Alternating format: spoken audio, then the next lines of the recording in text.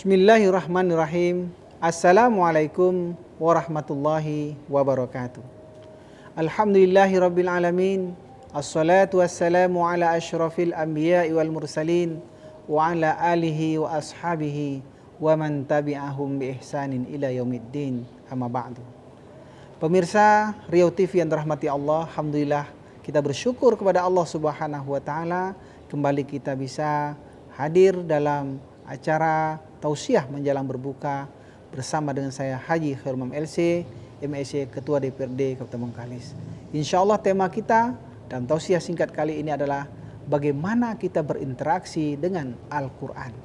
Ada sebuah kitab yang dikarang oleh Syekhul Islam, oleh seorang ulama besar, Dr. Yusuf Al-Qaradawi. Syekh Yusuf Al-Qaradawi sangat terkenal, orang Mesir yang sekarang mengajar di Qatar.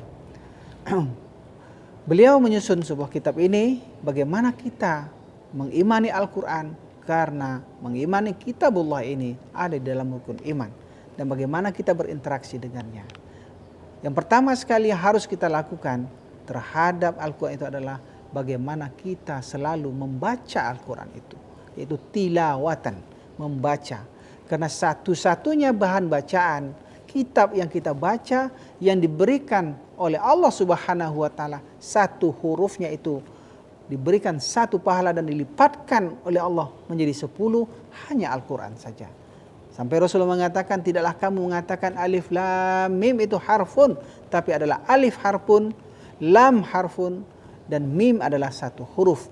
Maka ketika kita mengatakan alif lam mim, walaupun kita belum paham makna dan sebagainya, sudah diberikan ganjaran oleh Allah Subhanahu wa taala 30, hanya 3 huruf.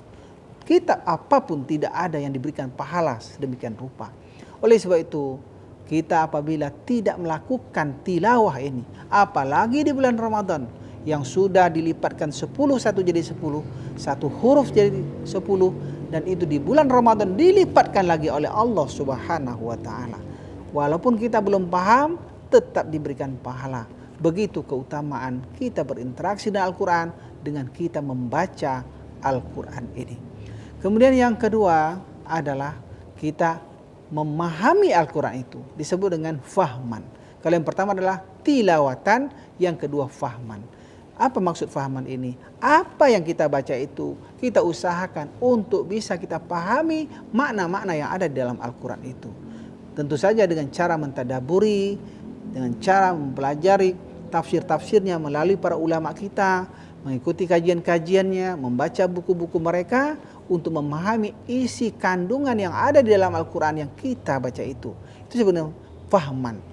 Sampai Allah mengatakan juga di dalam Al-Quran, afala yatadabbaruna al-Quran am ala qulubihim akfaluha. Mengapa mereka tidak mau mentadabburi Al-Quran, menghayati, meneliti makna-makna kandungan Al-Quran, memahami Al-Quran. Itu maknanya. Afala yatadabbaruna al-Quran am ala qulubihim akfaluha. Atau memang hati mereka itu sudah tertutup.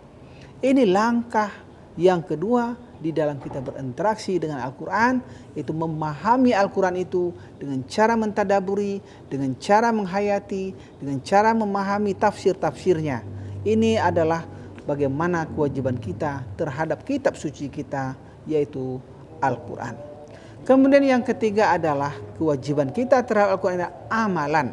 Kita amalkan apa yang telah kita baca, kita amalkan apa yang telah kita pahami dari Al-Quran. Seandainya kita hanya memahami saja, seandainya kita hanya membaca saja, tapi isi kandungannya tidak kita amalkan di dalam kehidupan kita, maka tidaklah sempurna dan kita tidak akan bisa dikatakan sebagai orang yang beriman.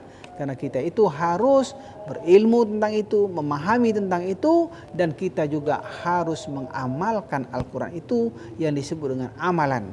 Itu yang disebut yang pertama sekali adalah tilawatan, kemudian fahman, kemudian tatbiqan atau amalan. Kita amalkan. Kalau bisa kita ini disebut oleh orang adalah Quran berjalan. Ada kitab Al-Quran, akan tetapi ada sosok yang bisa ditiru. Mana Rasulullah SAW disebutkan oleh Aisyah, inna khuluqahul Quran. Sesungguhnya akhlak Rasulullah itu adalah Al-Quran. Al-Quran yang berjalan.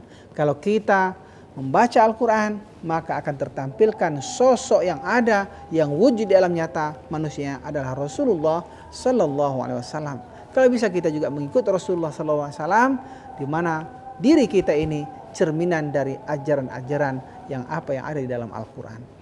Kemudian kalau bisa kita lanjutkan kepada yang keempat, bagaimana kita bermuamalah dengan Al-Quran ini adalah hifzon. Kita hafalkan ayat-ayatnya itu. Karena Allah Subhanahu wa Ta'ala memudahkan kita untuk bisa hafal Al-Quran.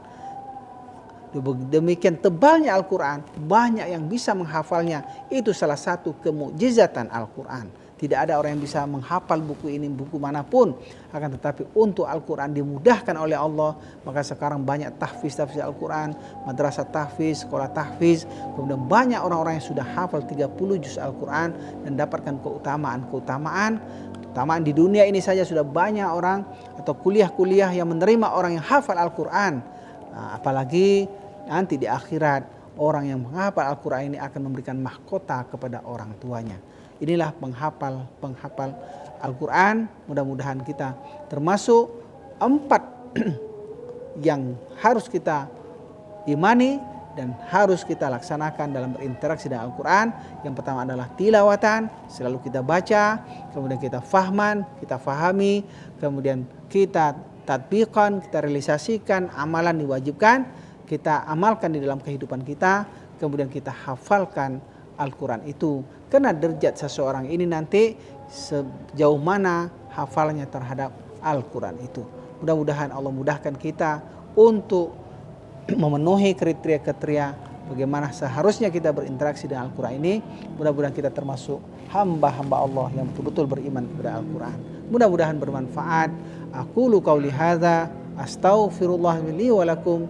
Wassalamualaikum warahmatullahi wabarakatuh.